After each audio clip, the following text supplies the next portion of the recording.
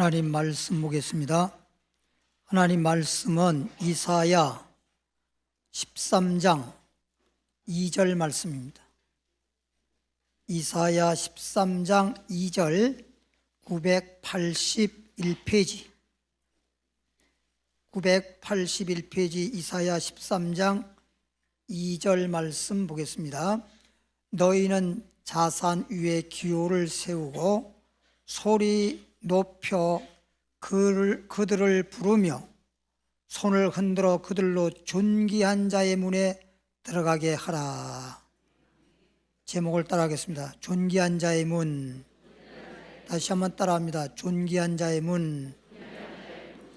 예, 존귀한 자가 누군가라고 하는 것은 아마 여러분 말하지 않아도 이미 알 거라고 생각을 합니다.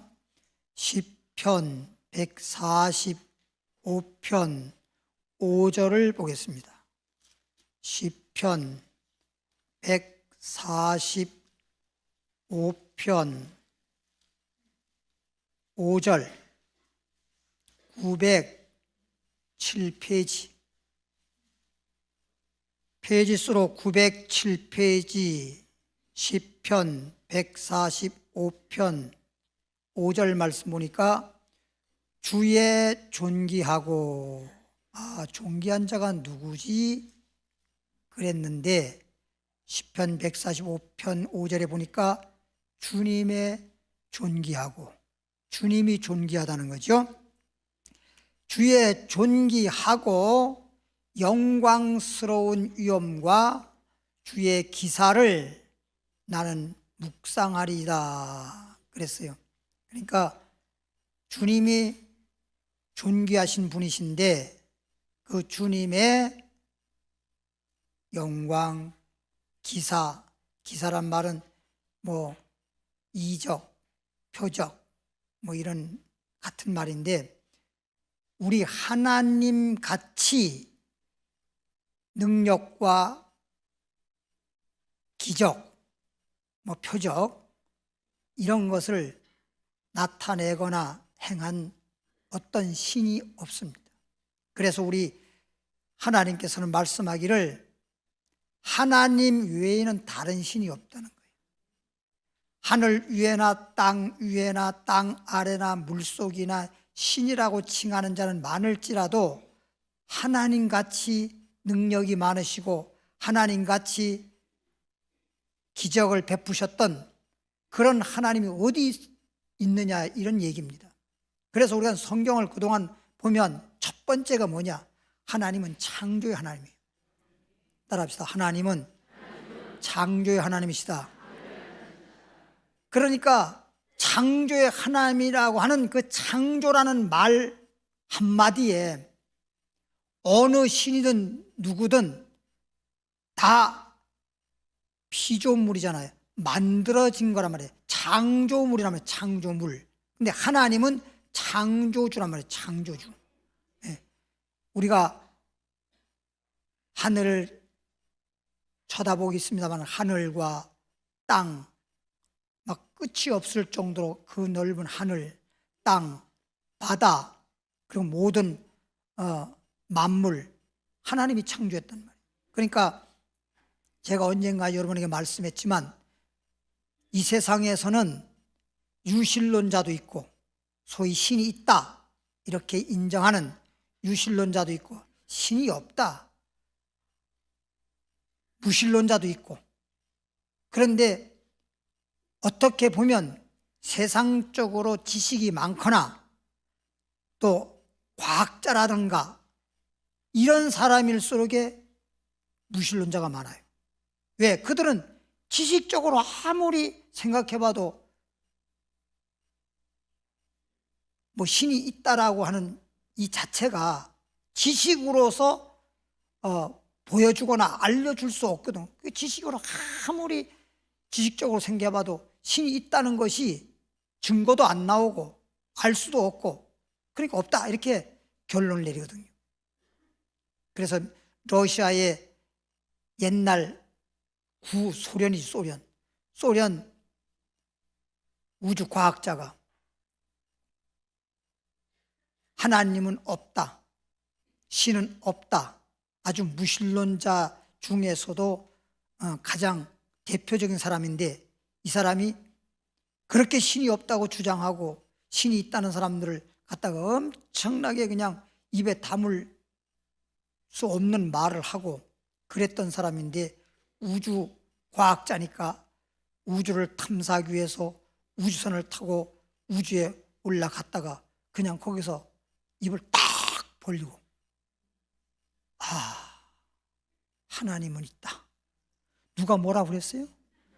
누가 가르쳐 주지 않아도 자기 스스로 하나님 있다라고 스스로 자기 입으로 말하고 우주에 갔다가 와서 자기 발로 교회를 나가서 주님을 믿었다는 거 아니에요. 하늘에 올라가서 그 우주를 봤을 때 하나님이 없이는 이런 우주가 이렇게 있을 리가 없다. 이렇게 정말 광대하게 이걸 누가 만든 자가 있을 텐데 하나님이 아니고는 누구도 할 수 없다. 그래서 스스로 하나님 있다라고 말을 했어요. 그러니 이렇게 알고 보면 하나님보다 더 위대한 소위 창조자는 없다. 창조한 것만 보더라도 하나님은 위대한 것이고, 로마서 1장 19절 같은 경우에 보면 하나님은 볼 수 없는 존재야. 하나님의 신성, 하나님의 능력, 이런 걸 정말 사람의 눈으로 볼 수 없지만 그럼에도 불구하고 하나님이 있다는 것을 우리가 알 수 있는 것은 하나님이 창조한 만물을 보면 알 수 있다. 만물이 그냥 생겨난 거 아니잖아. 이것을 히브리서 3장 4절에 가보니까 집마다 집을 지은 자가 있듯이 하나님께서는 창조하셨다. 모든 세계를 하나님이 창조하셨다. 그렇죠. 조그마한 집이라도 그냥 집이 생겨난 건 아니다. 누가 지었든 간에 지었을 거란 말이야. 우리가 누가 지었는지 내가 모를 뿐이지 집을 지은 자가 있으니까 집이 있는 거지. 지은 자가 없는데 집이 있을 리는 없잖아. 그런 것처럼 이 우주 만물이, 이 어마어마한 우주 만물이 그냥 생겨날 리는 없잖아. 하나님은 있다.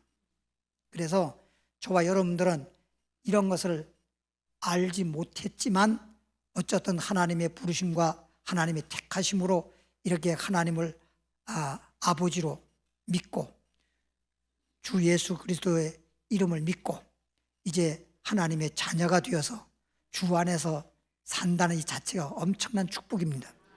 사람들은 땅에 있는 어떤 결과만 가지고 복이라고 하는데, 땅에서 사는 것은 물론 땅에 산 날 동안에 우리에게 여러 가지가 다 내게 복이 되는 게 있지만, 그러나 인생을 마치게 되면, 죽게 되면 뭐 있던 것도 없는 것이고 없는 것도 없는 것이고 너나 나나 다 빈손이겠지만, 하나님을 믿었다는 자체는 인생이 인생을 위해 사는 게 아니라 인생은 영생을 위해 산다고 했기 때문에 예수 믿고 영생 얻어서 저 천국에서 다시는 죽는 것도 늙는 것도 병든 것도 아픈 것도 실패도 없는, 괴로움도 눈물도 없는 천국에서 영생 복락을 한단 말이에요. 근데 이 영생 복락이라고 하는 이 자체만, 네 글자 이것만 우리가 잘 알아도 예수를 안 믿을 수가 없는 거야. 여러분 육신이 지금 한평생 살아요. 2평 사는 것도 아니야. 그럼 한평생 사는 거, 이거 한평생 살기 위해서 정말 여러분 별짓 다 하잖아요. 솔직히 말해서 고생 얼마나 많이 해. 돌아가신 아버님, 돌아가신 어머님, 세상 사람들 보면 제사상 앞에서 아이고, 고생만 하다가 돌아가셨다고, 세상에 고생만 하고 돌아가셨다고. 그 말 안 하는 사람이 어디 있으며 고생 안 한 사람이 어디 있습니까? 그렇기 때문에 저와 여러분들은 하나님은 정말 능력의 하나님, 광대하신 하나님, 창조의 하나님, 그리고 성경에 보니까 창조는 뭐 말할 것도 없지만 출애굽기를 보면 하나님이 홍해바다를 가르시고, 지금까지 어떤 신이 바다를 가른 신이 있습니까? 뭐 여러 말 할 거 없이 뭐 이유야 과정이야 둘째 문제고, 어찌됐거나 바다를 갈라서 민족을 구원한 그런 신이 어디 있냔 말이에요. 하나님 외에 바다를 가른 신이 없잖아요. 또 신약에 와서 베드로가 바다 위를 하나님이 예수님께서 베드로를 바다 위에 걷게끔 했는데, 아니 어떤 신이 바다 위에를 걸어간 신이 있냐고. 바다 위에를 사람이 바다 위를 걸어갈 수 있도록 그렇게 걷게 하신 신이 어떤 신이 있냐고. 예? 그렇잖아요. 그러니까 우리 하나님은 홍해바다도 가르시고 바다 위에도 걸어가게도 해주시고, 또 가나 혼인잔치 보더라도 물로 포도주 되게 했는데, 아니 물로 또 포도주 되게 한 신이 어디 있냐고. 그렇잖아요. 예. 물로 포도주 되게 한 신은 어느 아무 신도 없어요. 그리고 또 죽은 자를 살려낸 신이 어디 있냐고. 그러면 성경에 베다니 촌에 있는 마리아의 오라비 죽어서 무덤에 장세 지냈는데 썩어서 냄새가 말로 달 수 없는데 무덤 속에 있는 나사로를 예수님이 살려냈잖아요. 아니 그냥 죽었던 거 살려낸 것도 아니고 완전 썩어서 육체가 다 썩어서 냄새도 말로 날 수 없는데 그걸 살려내잖아요. 그런 신이 어디 있었냐 이 말이에요. 이런 것들을 우리가 조금만 생각해도 어떻게 하나님 신과 다른 신하고 비교가 됩니까? 비교도 안 되는 걸 갖다가 어떻게 그 사람들은 거기에다 갖다가 무슨 나무 토막을 가지고 신의 형상을 만들어 놓고, 돌 가지고 신의 형상을 만들어 놓고, 아니면은 그냥 뭐 신의 형상이 있는지 없는지 모르지만 장독대에다 물 한 그릇 쏟아 놓고 뭘 그렇게 손이 그냥 발에도 피냐고. 말이 안 되는 거지. 따라합시다. 하나님은 이렇게 위대하시다, 존귀한 자다. 이런 걸 알면 하나님보다 더 존귀한 자가 없고, 이런 것을 알고 주님을 믿는 사람은 존귀의 문으로 들어간다. 그래가지고 오늘 제목이 존귀의 문이에요. 본문 말씀에 따라서 베드로 후서 1장으로 갑니다. 신약 성경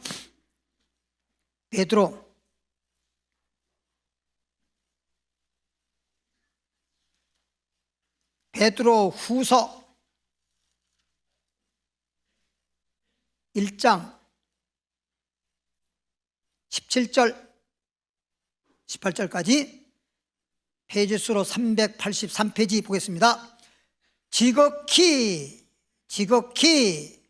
큰 영광 중에서, 지극히 큰 영광 중에서 이러한 소리가 그에게 나기를, 이는 내 사랑하는 아들이요 내 기뻐하는 자라 하실 때에, 저가란 말은 예수님이 하나님 아버지께 존귀와 영광을 받으셨느니라. 예수님이 존귀한 자라고 그렇게 하나님께서, 이는 내 사랑하는 아들이요 나의 기뻐하는 자라, 이 예수가 바로 존귀한 자다 라고 지금 성경은 말하고 있어요. 이 존귀한 자라고, 예수님을 존귀한 자라고 말하는데 언제 그런 말 했죠? 18절에 이 소리는 예수님을, 하나님께서 예수님을 존귀한 자라고 말한 것이 언제 있었느냐. 이 소리는 우리가 베드로와 더불어서 야고보, 요한 이렇게 우리가 예수님과 함께, 저와 함께, 예수님과 함께 거룩한 산에 있을 때에 하늘로서 나옴을 들은 것이다. 그럼 여기서 거룩한 산은 뭘 의미하느냐? 변화산 얘기하는 거예요. 변화산. 그러니까 그때 당시만 하더라도 산 이름이 없었어요. 그냥 산은 산인데 무슨 산이라는 이름은 없었는데, 예수님이 12 제자 중에 베드로와 야고보와 요한을 데리시고 높은 산에 올라갔다, 이렇게 성경에 말하고 있거든요. 마태복음 17장 1절에. 그래서 높은 산에 올라가서 이제 기도하려고 하는데 갑자기, 아니 예수님의 그냥 얼굴에 광채가 나는데, 그리고 머리가 흰 머리는 아니지만 광채로 인해서 머리가 흰머리처럼 보이고, 그래서 머리 흰 게 좋은 거예요. 그리고 그 다음에 옷도 흰옷은 아니지만 흰옷같이 보이는 거예요. 막 광채가 나면서. 그것만 보더라도 놀랄 일인데 갑자기 탁 예수님 앞에 모세라고 하는 선지자, 엘리야라고 하는 선지자가 둘이 탁 나타났어. 그럼 모세와 엘리야가 나타났다는 것에 대해서 놀랄 수밖에 없는 건 뭐냐? 모세 수천 년 전에 죽은 사람이에요. 신명기 34장 4절 5절에 보면 벳볼 맞은편 골짜기에 모세의 시체를 장사 지냈더라, 그렇게 돼 있어요. 그럼 모세 장사 지낼 때 그 장례식에 참여한 사람들이 그냥 뉴말따나 수십만 명이 넘어. 이스라엘 백성들이 애굽에서 나올 때 장정만 60만 명입니다. 그 모세를 통해서 출애굽할 때 하나님이 능력을 베푸시고 기적을 베풀었던 그 모세의 위대한 선자인데 그 장례식에 참여했던 사람이 어마어마하게 많거든. 그걸 다 모세의 시체가 무덤 속에 들어가는 거 다 목격했단 말이에요. 그런데 모세가 죽은 거 분명한데 어떻게 이렇게 죽은지 그 오랜 기간 후에 이렇게 살아있는 모습으로, 그것도 살아있다 손치더라. 그때 죽지 않나 봐. 아마 무덤 넣었다가 다시 뭐 살아나왔었겠지. 그래도 벌써 죽지 사람이. 한평생밖에 못 사는데 그렇게 오랜 기간이 세월이 흘렀는데 그렇게 그때 그 모습으로 살아있는 모습으로 딱 나타났고, 엘리야는 우리가 알다시피 요단강 건너서 하나님의 부르심을 받아서 하늘로 올라가신 분인데 하늘로 올라갔는데 지금 나타난 거예요. 그러니까 죽었던 자가 살아있고 살아서 하늘로 올라갔던 자가 지금 산채로 나타났으니 여기에서 놀래버린 거예요. 이야, 하나님 믿으면 죽어도 살고 살아있는 사람은 죽지 않는다더니 엘리야는 산채로 하나님 앞에 갔는데 아직까지도 지금 그대로 살아있잖아요. 그대로 죽지 않고 살아있고, 모세는 죽었는데 지금 살아있잖아. 그래서 예수님 말씀대로 예수님은 우리에게 부활이요 생명이니 예수 믿는 자는 죽어도 살겠고, 죽어도 살겠고, 모세처럼 살아있는 사람은 영원히 죽지 아니라. 엘리야가 산채로 올라갔는데 지금 살아있는 모습으로 영원히 죽지 않은, 그렇게. 그러니까 예수님이 우리에게 부활이라고 하는 것을 알려주는 겁니다. 이게 한마디로 말하면 그런 것들을 알려주기 위해서 모세가 죽었던, 모세가 살아있는 모습으로 살아 올라갔던 엘리야가 아직까지도 살아있는 모습으로 예수님에 딱 나타난 건 뭐냐? 예수님은 우리의 부활이요 생명이라고 하는 것을 지금 우리에게 소위 보여주는 거예요. 보여주는 거예요. 시청각적으로 보여주는 겁니다. 그래서 베드로가 그걸 놀랬잖아요. 이걸. 그럼 베드로와 요한과 야고보가 다 그 모습을 목격했단 말이에요. 얼마나 좋았으면 베드로가 주여 여기가 좋사오니 우리 그냥 여기서 그냥 이 산에서 그냥 우리 삽시다. 제가 집 세 채 지을게. 세 채. 하나는 주를 위해서 짓고 하나는 모세를 위해서 짓고 하나는 엘리야를 머물 수 있는 집을 짓겠어요. 그냥 우리 여기서 살자고. 그런데 갑자기 모세와 엘리야가 뿅 하고 없어져 버렸어. 뿅 하고 없어졌어. 그리고 아주 그냥 구름이, 그냥 그 산에 그냥 구름이 확 가득하게 구름이 내려가지고 앞을 보이지가 않아. 자기네 끼도 잘 보이지 않을 정도인데 구름 속에서 하나님의 음성이 들리기를, 이는, 이 말은 너희 앞에 있는 예수는, 이는 내 사랑하는 아들이요 나의 기뻐하는 자라. 이 예수가 바로 존귀와 영광을 얻었느니라. 그때 들었다는 얘기예요. 따라합시다. 예수님은 존귀한 자다. 예수님은 존귀한 자라. 존귀한 자에 대해서 지금 우리가 배우고 있는 겁니다. 그러니까 성경에는 물론 주 안에서 예수님이 첫 번째로 존귀한 자고, 그 다음에 예수님의 은혜를 통해서 주님으로부터 귀하게 쓰임받는 자들도 존귀한 자로 성경에는 기록은 되어 있는데, 존귀한 자 그러면 예수님이라는 거 아시길 바라고, 히브리서 2장 9절로 갑니다.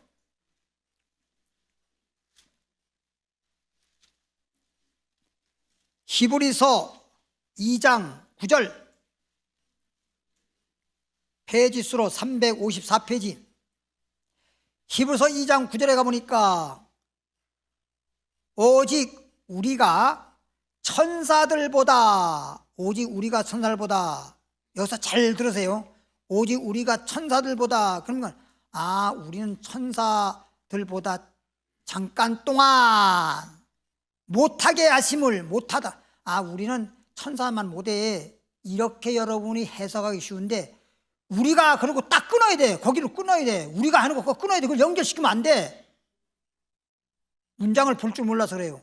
우리가 잠시 동안 천사들보다 못한 존재라고 이렇게 이해를 하면 안 된다고요. 우리가를 딱 끊어버리고 천사들보다 못한 존재가 누구냐? 거기 보면 곧 죽음의 고난을 받으심을 인하여, 예수님을 말하는 거예요. 예수님이 이 땅에 와서 십자가 지시고 죽는 그런, 소위 말하면 예수님께서 인성을 입고 육신을 입고 이 땅에 오셨을 때에는 마치 천사마도 못한 존재라는 거죠. 그러나 주님께서는 우리에게 영원한 생명 되신 주님이란 말이에요.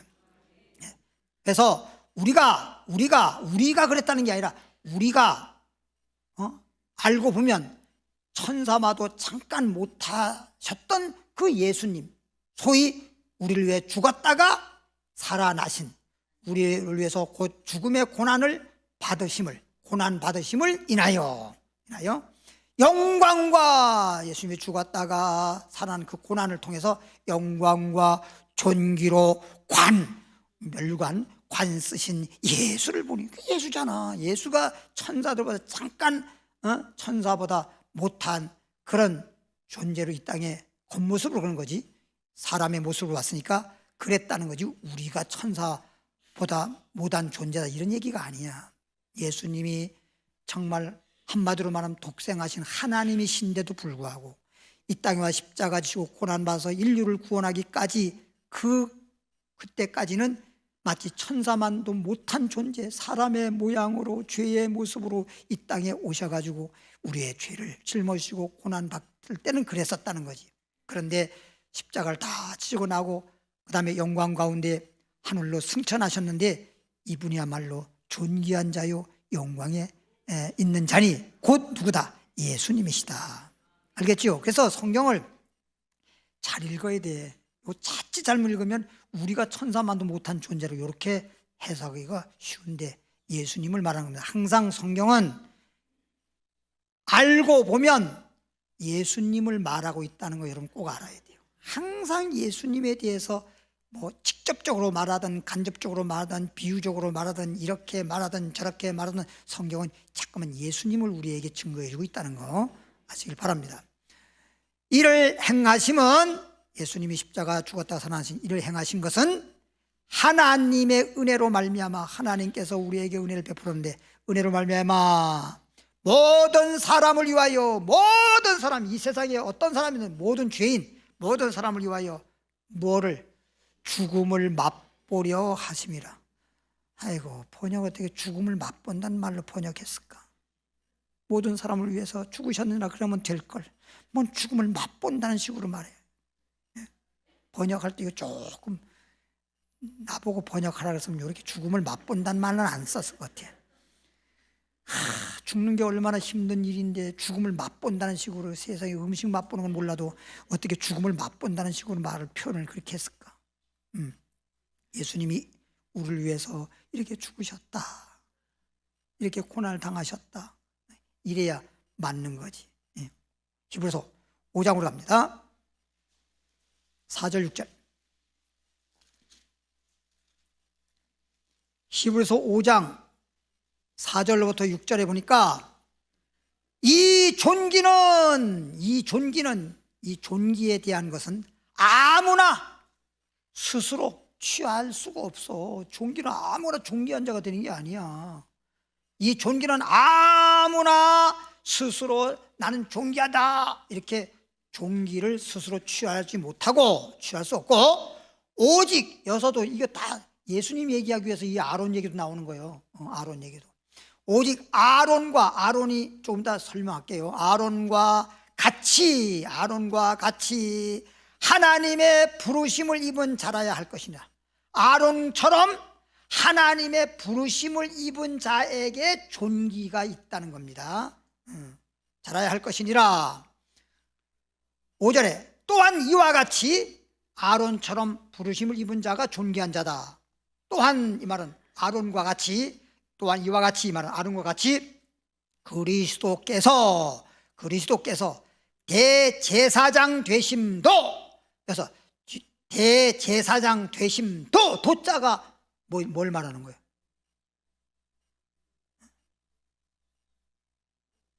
그러면 너도 이럴 땐 뭘 말하는 거예요? 도자를 왜 너는 이렇게 말 안 하고 너도 이렇게 말합니까? 도자를 붙이는 건 달라. 너는, 너의, 너의, 그 다음에 너는, 근데 너도라는 말 도자를 붙였잖아요. 여기서 아론같이 이런 뜻이에요. 아론같이. 아론이가 대제사장이었잖아요. 그러면 예수님도, 이 말은 예수님이 대제사장이 되었다는 거잖아요. 가르쳐준 거야. 그럼 너도 이러면 뭔 이야기를 하다가, 야, 그 사람이 이렇게 해서 이렇게 이번에 합격이 됐대. 너도 그럼 그 사람처럼, 이런 얘기잖아. 도자를 붙일 때는. 뭔 말인지 알죠? 너도 그렇게 될 수 있다, 이런 얘기. 그때 도자 붙이는 거예요. 도사가 되려면. 그냥 너는 그러면 누구에 비해서, 누구와 같이 너도 그럴 거다 이런 말 하는 게 아니고, 그런 거 없이 그냥 너에게만 말할 때 너는 그렇게 될 거야. 그 사람만 지목해서 하는 말이고, 너는 그렇게 될 거야 이거 하고, 너도 이럴 때는 그 사람처럼 너도 이렇게 말하는 거잖아. 도자가 붙을 때는 내 얼굴만 쳐다보면 돼. 그러니까 아론이가 존귀한 자라고 성경에 말하고 있는데, 아론이가 대제사장으로 부름을 받은 자거든. 그러니까 예수님도 영적으로 우리에게 대제사장이 됐다. 그래서 존귀한 자라고 지금 얘기하는 거예요. 그래서 스스로 영광을 취하심이 아니요 오직 말씀하시니가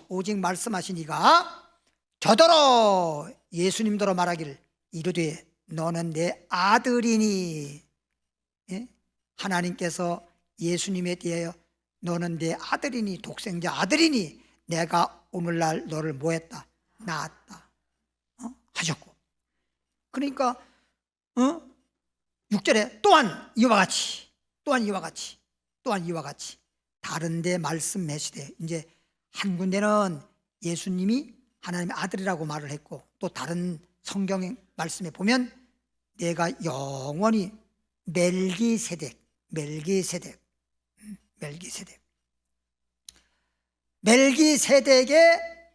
반차를 쫓는 제사장이라 하셨으니, 따라합시다. 예수님을 멜기세덱 제사장, 멜기세덱의 제사장이라고 했단 말이에요. 멜기세덱에 대해서는 히브리서에도 보면 그 멜기세덱에 대해서 말을 하려면 끝이 없을 정도라, 그래서 간단하게만 말하고 생략을 했는데, 소위 7장 1절에 보면 멜기세덱은 뭐냐? 살렘 왕, 평강의 왕, 즉 예수님을 말하고 있는 것입니다. 예수님. 따라합시다. 예수님은 아론처럼 대제사장이시다. 그러면 왜 예수님을 대제사장이라고 그렇게 강조하고 있을까? 왜 아론이가 대제사장인데 대제사장이었던 아론이를 말하면서 예수님도 대제사장으로 이 땅에 오셨다라고 그렇게 우리에게 말하고 있을까?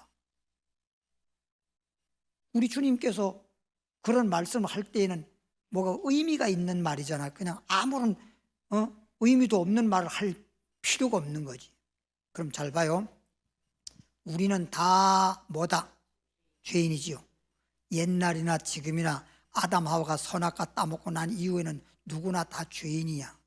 아담 하와는 선악과 따먹어서 죄인이고, 아담 하와가 아이를 낳았으니까 죄인을 낳았으니까 이 땅에 내가 태어나서 죄진 적이 없다 하더라도 우리는 다 죄인의 아들로 태어났기 때문에, 개가 낳으면 강아지야. 송아지가 될 리가 없어.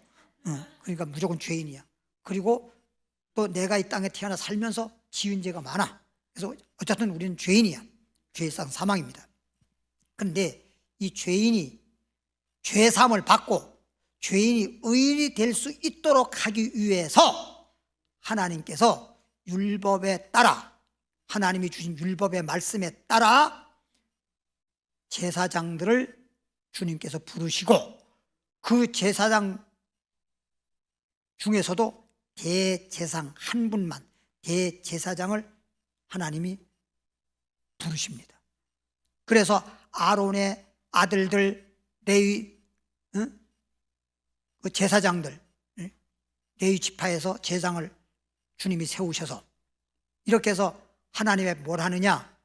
모든 죄인들, 하나님 믿는 성도들 주님 앞에 죄 짓고 오면 양을 가져오든지 송아지를 가져오든지 수염소를 가져오든지 수양을 가져오든지 이렇게 가져오면 그것을 잡아가지고, 예를 들면 홍길동이가 죄를 졌는데 주님 앞에 용서받으려면, 죄사함 받으려면 양 한 마리 가져와서 제사장이 가져오면 제사장이 양에게 소위 말하면 안수를 해. 뭐라고?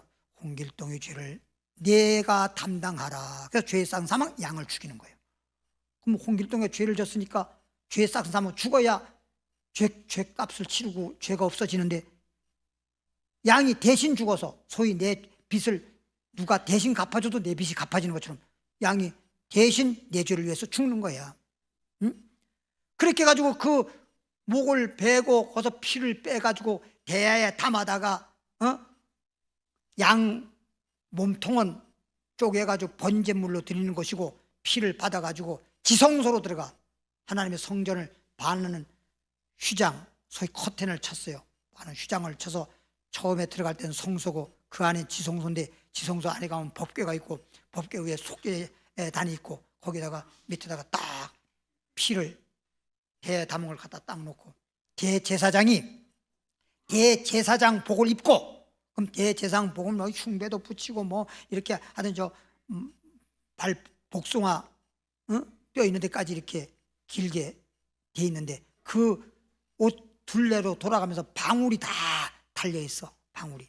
그래서 대제사장이 하나님께 고하는 거야. 하나님, 홍길동이가요 이러이러한 죄를 졌어요. 그래서 그 죄를 대신해서 이 양이 대신 죄값으로 죽었습니다. 이 피를 보시옵소서 하고 대야에 받아놓은 피를 주님 앞에 드리면서 용서를 비는 거예요. 그러면 이제 대제사장의 기도를 들으시고 주님께서 그래 내가 용서하마, 하나님께서 용서한다. 그러면 갑자기 그 안에 어떤 바늘구멍만한 구멍도 바람이 들어올 구멍이 없는데 강한 바람이 샥 불면서 대제사장의 옷이 흔들리면서 방울이 딸랑딸랑딸랑딸랑딸랑딸랑 하고 방울 소리가 나. 그럼 바깥에 성도는 성전에 못 들어오잖아. 바깥에서 내 죄가 사해지나 안 사해지나 하고 막 바깥에서 귀를 휙 있다가 방울 소리만 났다 그러면 그냥 대한민국 만세 부르듯이 그냥 나는 죄산 받았다, 나는 이제 살았다, 할렐루야 하고 하나님 앞에 막 감사와 존귀 영광을 돌리는 거야. 그게 대제사장이라고. 그리고 만약에 그런데도 하나님이 죄를 사한다고 안 하고 방울이 울리지 않으면 대제사장이 하나님 앞에, 하나님 그러면 제 목숨을 받으시고, 제 목숨을, 이 양이 안 되면 제 목숨을 받으시고, 그리고 홍길동의 죄를 사해 주세요. 그러면 하나님께서 탁 치심으로 그 자리에서 제사장이 죽어. 그리고 용서를 받는 거예요. 용서를. 그럼 여기에서 우리가 대제사장이 우리 죄를 위해서 대신 죽기까지 하는 거예요. 그래서 예수님이 대제사장이라 그러는 거야. 뭔 말인지 알죠? 아론을 통해서 이렇게 양을 드려서 이렇게 죄 사함을 받는데, 조금 더 읽어보면 이제 다 나와. 좀 이제 여기까지 설명하고 히브리서 4장 14절로 가보겠습니다. 나는 안 넘겨도 되는데 14절에 4장 14절에 보면 그러므로 우리에게 큰 대제사장이 있으니 승천하신 자 봐. 우리에게 대제사장이 있으니 승천하신 자 곧 하나님 아들 누구시라?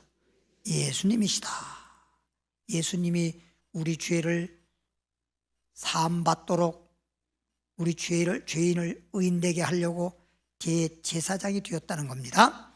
우리가 예수님이 대제사장이었으니까 그래서 십자가에서 죽은 거예요. 우리 죄를 위해서. 우리가 믿는 도리, 예수님이 대제사장이 되었으니까 우리가 믿는 도리를 굳게 잡을지어다. 그럼 믿는 도리는 뭐냐? 믿는 거란 건 믿음을 말하는 건데, 예수님 믿는 걸 말하는데 도리라고 하는 건 뭐야? 도리. 이걸 도리라고 하는 게 아니고, 도리는 지켜야 할, 사람이 지켜야 할 옳은 일이에요. 옳은 일. 그럼 우리가 믿음에 옳게 믿는 게 뭐냐? 예수 믿는 게 옳게 믿는 거다 이 말이야. 다른 건 성경 말씀, 하나님 말씀이긴 하지만 성경 말씀을 통해서 예수님을 증거하고, 예수님이 우리에게 믿음의 주요 온전케 한 예수님이지, 성경을 믿어 구원받는 건 아니잖아. 그래요 안 그래요? 어떤 사람들 잠깐 전도하는데 교회 믿어봐요. 잠깐 교회 믿어서 구원되는 게 아니잖아요. 예수 믿어 구원받는 거지, 엄밀하게 말하면. 근데 이런 것을 잘 몰라가지고 예수 믿으세요. 성경에도 주 예수를 믿어라. 그럼 너와 너희 집이 구원 얻으리라. 이래 맞는 건데, 교회 좀 믿어봐요. 교회를 믿어서 어떻게 구원받나?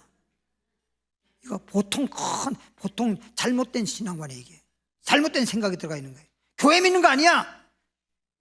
목사님 믿는 거 아니야. 성경책 믿는 거 아니야. 성경 말씀을 통해서 예수님을 믿는 거야. 할렐루야. 그러니까 예수를 믿는 도리, 옳게 믿으라는 거, 옳게 믿으라는 거예요. 옳게. 그러니까 우리는 성경 창세기 말씀을 통해서 계시록까지 어떤 말씀이든 성경 말씀을 통해서 예수를 증거하게 되고, 예수를 우리는 믿음으로 우리는 구원받는 거야. 이게 믿음의 도리란 말이에요. 그러면 예수를 믿는 것이 옳은 거잖아. 옳은 믿음이잖아. 그러니까 예수 믿는 그 믿음만 딱 굳세야지. 왜 다른 말에 흔들려가지고 예수 믿는 믿음에서 벗어나가지고 왜 사람을 신격화하고, 왜 교주를 믿고, 왜 이런 식으로 하고, 뭐 어떤 지상나라에서 어떤 장소를 믿고 왜 그 짓 하냔 말이에요. 예? 그렇잖아요. 우리가 예수만 믿는 거고, 예수님이 이제 오시면 죽은 자가 살아나고, 살아나면 변화받아가지고 공중으로 끌려 올라가는 것인데, 무슨 뭐 광야에 있다, 고물방에 있다, 여기 있다, 저기 있다, 그래도 그게 그 말도 안 되잖아요. 그 가짜들이 잠깐만 장소를 얘기하는 거예요. 장소를 얘기하는 거예요. 옛날에 다미성교회도 보면 어디 장소를 얘기해가지고 흰옷 입고 막 간다고 막 밤 12시까지인가 뭐 새벽 몇 시까지인가 하다가 안 오니까 전부 다 기도하라고 그래놓고 도망가 버렸잖아요. 예? 말도 안 되는 소리 하고, 뭔 장소를 얘기하고 무슨 옷 입고 잠깐만 얘기하고 그러냔 말이에요. 우리 하나님은 외모 보지 않는다고. 우리 마음속에 예수 믿는 믿음을 보신다고. 할렐루야. 지금 우리 어떤 분이 저에게 건의라고 그래야 되나 뭐라고 해야 되나, 하여튼 편지 형식으로 하나 보내왔어. 목사님, 우리 성가대원인데요. 그런데 성가대원인데 이거 속에 겉에 가운 다 입으니까, 가운 입는데 하나도 가운 입으면 아무것도 안 보이는데, 속에 입는 옷을 갖다가 꼭 그렇게 까만 옷 입어야 되고, 위에는 흰 브라우스 입어야 되고, 아래는 까만 입어야 되고, 그렇게 동일시하게 입어야 됩니까? 안 입어야 됩니까? 그래서 속에 입는 걸 알아서 자유롭게 하라 그랬어. 그런데 너무 얽매이지 말어. 너무 얽매이지 말라고. 그런데 얽매이지 말어. 우리 속 사람이 하나님 보시기에 아름다워야 돼요. 잠깐만, 너무 거기 얽매이지 마라. 요즘에 보세요. 예전에는 교회마다 큰 교회 보면 다 이렇게 찬양인도 앞에 하는 사람들 있잖아요. 찬양인도 하면 전부 다 유니폼 딱 찬양 하는 사람들 옷을 딱 남자들 여자들처럼 딱 해가지고 유니폼 입었어요. 그래서 요즘엔 유니폼 입는 교회 없어.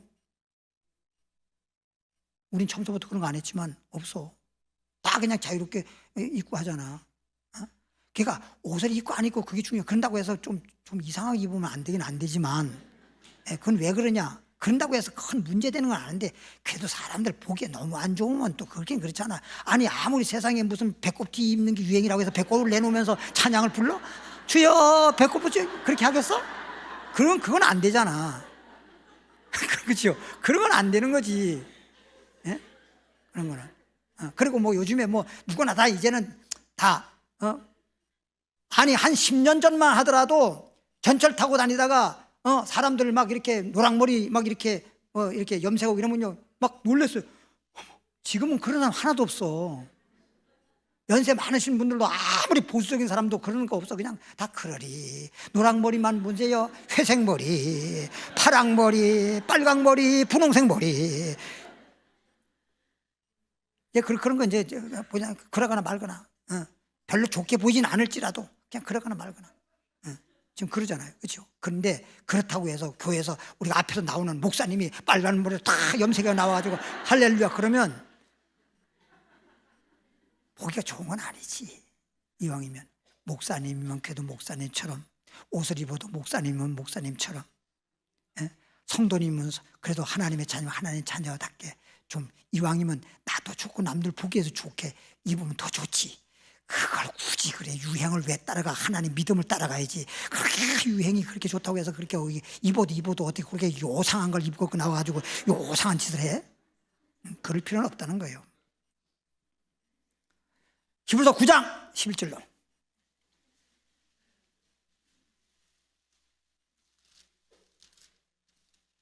9장 11절 보니까 12절까지 그리스도께서 예수님께서 장래의 좋은 일의 대제사장으로 오사. 예수님이 대제사장으로 오셨잖아요. 대제사장 한두 군데요.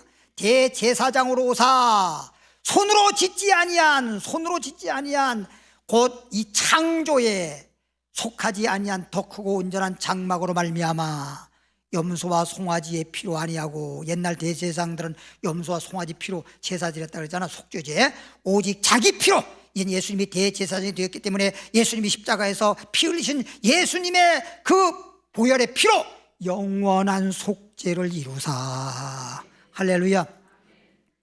단번에 성소에 들어가셨느라.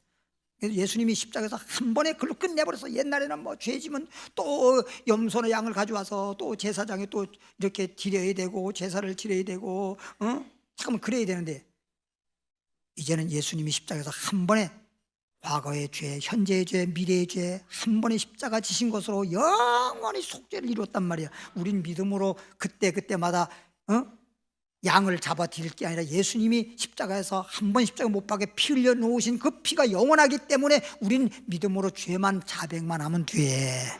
죄만, 나는 죄인입니다, 나는 이런 죄를 졌습니다, 자백만 하면 예수 그리스도의 피가 2000년 전에 피 흘린 그 피가 영적으로 믿음에 따라서 그 피가 역사하셔서 우리 죄를 싹 깨끗하게 하실 것이요. 히브리서 7장 23절 25절까지. 7장 23절 25절. 저희 제사장 된 자의 수요가 많은 것은, 옛날에는 제사장을 많이 세워서 왜 그런지 압니까? 제사장이 아까 말대로 양을 피를 들여서 속죄가 안 되면 대제사장이 죽어야 되잖아요. 그러니까 자꾸만 제사장 이렇게 세워야 되지만, 이제 예수님은 한 번에 끝내는데 뭐 제사장을 여럿을 세울 필요가 없잖아요. 그러니까 예수님은 딱 한 분이요. 여럿을 세운 이유가 그거예요. 왜? 죽음을 인하여. 죽으니까 또 세워야 될 거 아니야. 죽은 다음에 제사장이 없으면 안 되잖아. 그래서 죽음을 인하여 항상 잊지 못함이로되, 예수님은 영원히 계심으로, 우리 예수님 영원히 계심으로 그 제사 직분도 갈리지 아니하니. 옛날에는 제사장이 바뀌어지고 갈려져 있잖아. 바뀌지 아니. 그러므로 자기를 힘보어 하나님께 나아가는 자들을 온전히 구원할 수 있으니, 이는 그가 항상 살아서, 예수님이 죽었다가 살아나시고 영원히 살아계셔서 저희를 위하여 간구하심이라. 따라합시다. 예수님만 영원한 대제사장이시다. 그래서 우리를 영원히 구원하는 분이다. 마지막으로 존귀한 자의 문으로 들어가서 문이라고 하는 말을 보려고 요한복음 10장 9절을 찾아보고 마치도록 하겠습니다. 요한복음 10장 9절 말씀.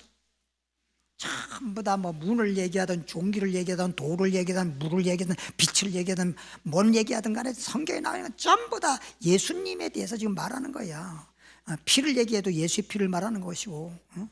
요한복음 10장 9절에 내가 문이니, 예수님께서 가라사대 내가 문이니 누구든지 나로 말미암아 예수로 말미암아 들어가면 구원을 얻고 또는 들어가며 나오며 꼴을 얻으리라. 예수님이 뭐라 그랬어요?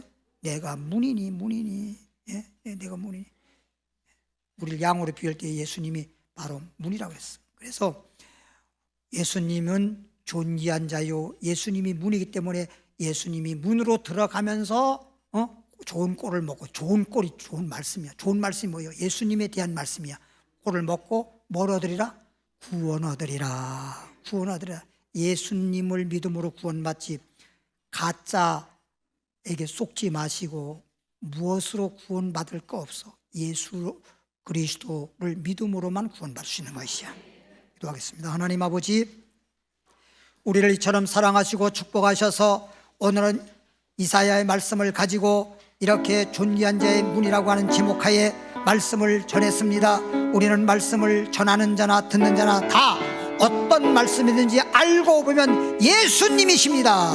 예수님이 바로 존귀한 자입니다. 예수님이 우리에게 생명의 문이십니다. 구원의 문이십니다. 예수님의 대제사장이 되십니다.